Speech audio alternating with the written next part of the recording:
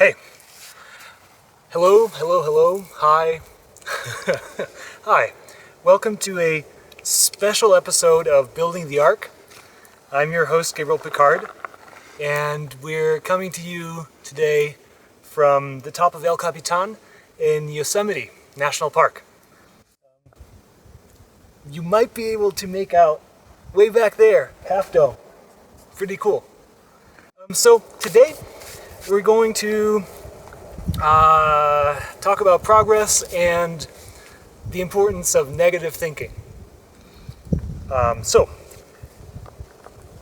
Last night, my friend Pushan and I, who was camping here with me, we were talking about will we actually ever make it to Mars? And my hypothesis was not only because of sort of the obvious caveats of like Mars is so inhospitable. If we can't colonize Nevada, we can't colonize Mars. Not only because of those reasons, but also because we shouldn't. We shouldn't do that. It wouldn't get us anything. Really wouldn't get us anything, in my opinion, whatsoever. I mean, there's this idea that, if we find another planet, then it'll sort of be a backup to the planet that we're breaking right now. But quite honestly, terraforming, it does not seem realistic to me.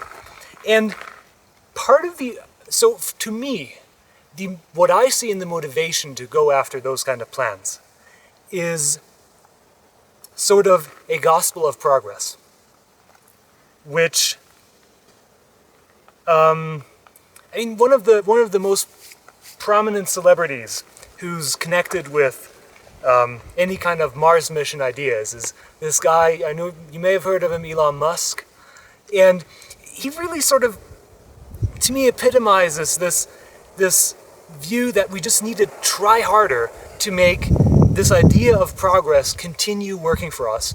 Whereas, in my opinion, it kind of, we're running into the law of diminishing returns in terms of technological progress. We made like 3 really huge advancements. Artificial fertilizer, engine plus fossil fuels because we found them, and maybe antibiotics, penicillin. And there's a bunch of others that come from there. But even though we're so focused on driving technology forward, it's just getting harder and harder and harder, to the point where I think we're considering projects that are just,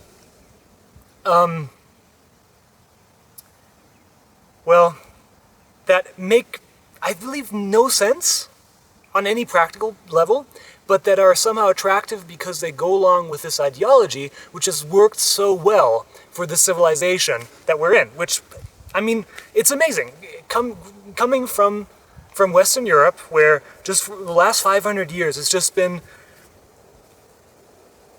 it makes sense that an idea of progress as sort of a picture of time that's always up and to the right, to some degree. I mean, there might be some undulation there, but this idea, it makes sense if you grow up in a place that discovered this continent on the other side of the earth that was depopulated by disease, and you can just keep expanding and taking over the rest of the world. It is not the reality for most of history, and in my opinion, it's not the reality for the future. So if you take this idea of progress, of up and to the right, there's a different approach to this, which is sort of the inverse. Down and to the, not down and to the left, down and to the right. And there have been other civilizations that have gone through this considerably.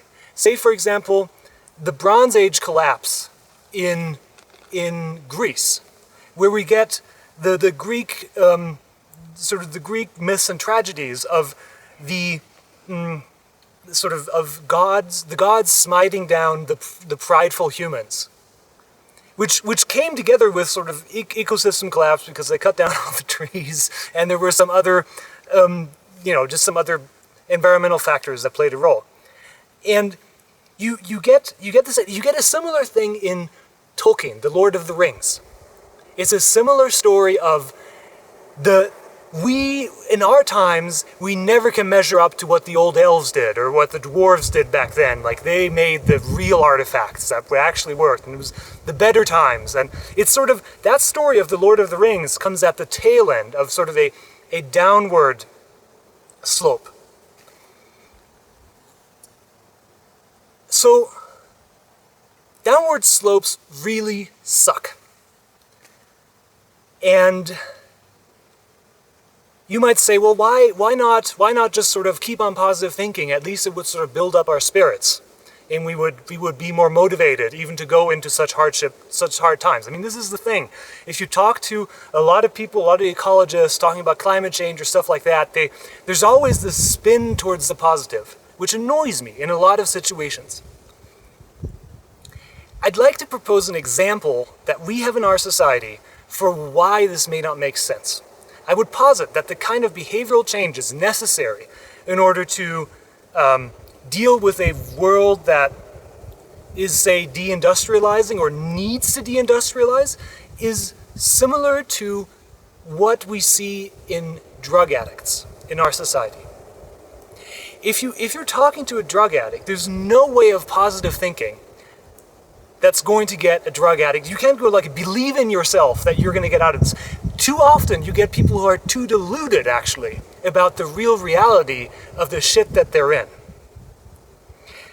And this kind of behavioral change that is necessary to, say, recover from a drug addiction is, in my opinion, a lot more akin to the kind of mentality which we will need. And evidence is that, say, those myths and old Greek tragedies, they distilled the wisdom of that time. And I would say that we should at least consider from learning from those lessons ahead of time before it hits us really hard. So,